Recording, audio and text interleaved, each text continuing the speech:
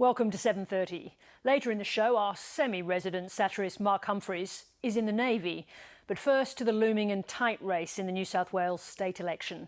It's 12 years since the Labor Party was swept from power after years of corruption scandals. Now, in the state's most marginal seat, local MP and would-be Premier Chris Minns is being challenged by a high-profile anti-pokies campaign. Adam Harvey reports.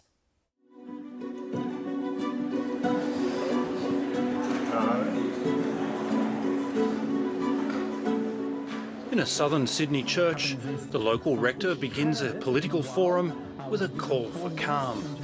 We pray for an evening of honest, constructive and civil discussions.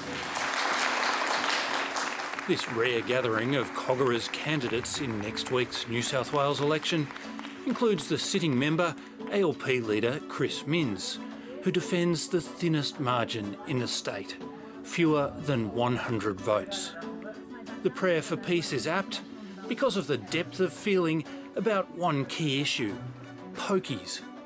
In Coggara alone, we lose $2.4 million, not every year, but every week. We've got to be honest, we're running mini casinos. That's what we're running.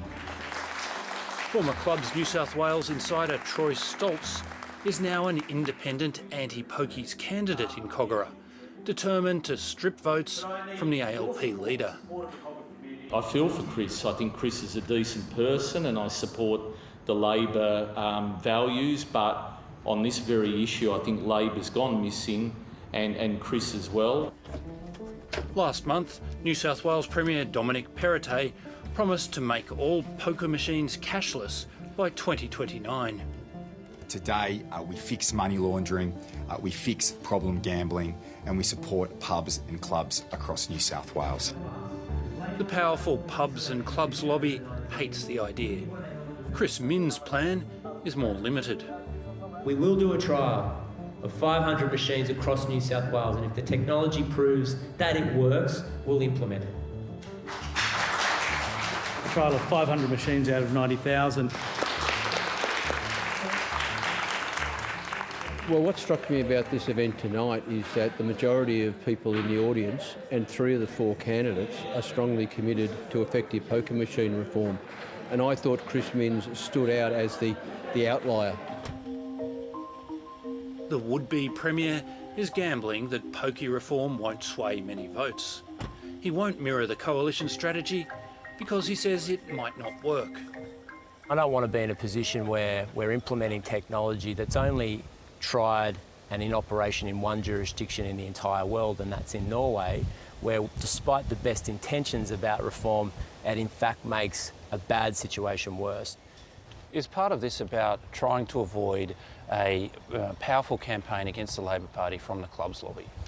No, I mean, I don't think that many people would say that in the current political context, it's their campaign is dominating the political narrative, either against me or against the Premier or against third-party candidates or against any independent that's running in the seat of Coggara. Polls suggest a narrow ALP victory in New South Wales, ending 12 years of coalition government. But in Coggara, the poker machine issue has given Chris Minns' local opponents something to work with. So who do you think crossed out the gaming there? Someone that's lost. Someone that's lost, yeah. Wasn't you. Not me, no. Here I am. Former World Vision head Tim Costello is campaigning with Troy Stoltz. It should be called gambling, not gaming for a start. Games are kids.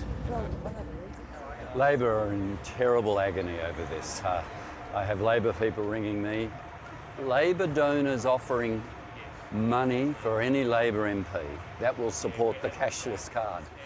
And Chris Minns won't let them take it. The people who care about pokies really care. But in focus groups and opinion polls, most voters say it's not a huge issue for them. With rents and mortgages and bills soaring, they've got much bigger problems. In our polling, it's a salient issue for about 3% of the electorate. So, whilst it's an important issue, it's not what's top of mind for voters right now. It's an issue that has perhaps been over-indexed by the Liberal Party.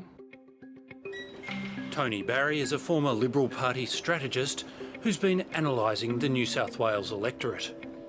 What is moving votes is cost of living, a little bit of climate change, which has been largely neutralised by the New South Wales Liberal government, and then it's daylight third.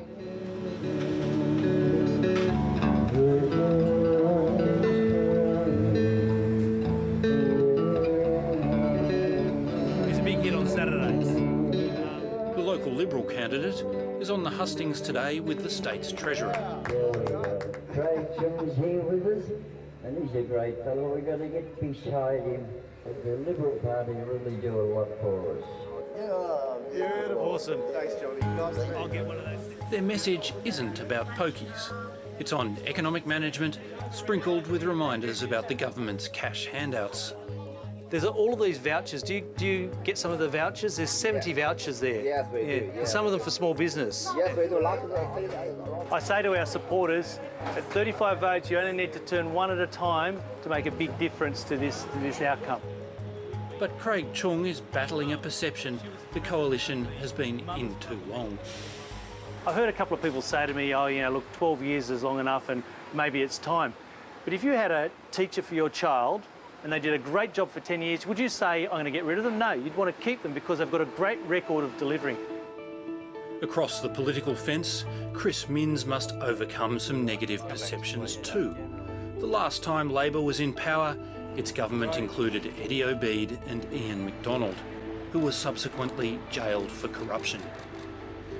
I would just say to the voters of New South Wales that we've been out of power for 12 years. We have put and will put in policy measures to make sure the Independent Commission Against Corruption is independently financed, that they can pursue and follow investigations wherever they land. And we support the ICAC not because it investigates our political opponents, but because it investigates us. Before you win the state, you've got to win your own seat. Are you going to win it? I hope so, but it's always been, or generally been, a swing district going back 20, 30 years. It's a tough electorate for Labor to win, and I don't take anything for granted.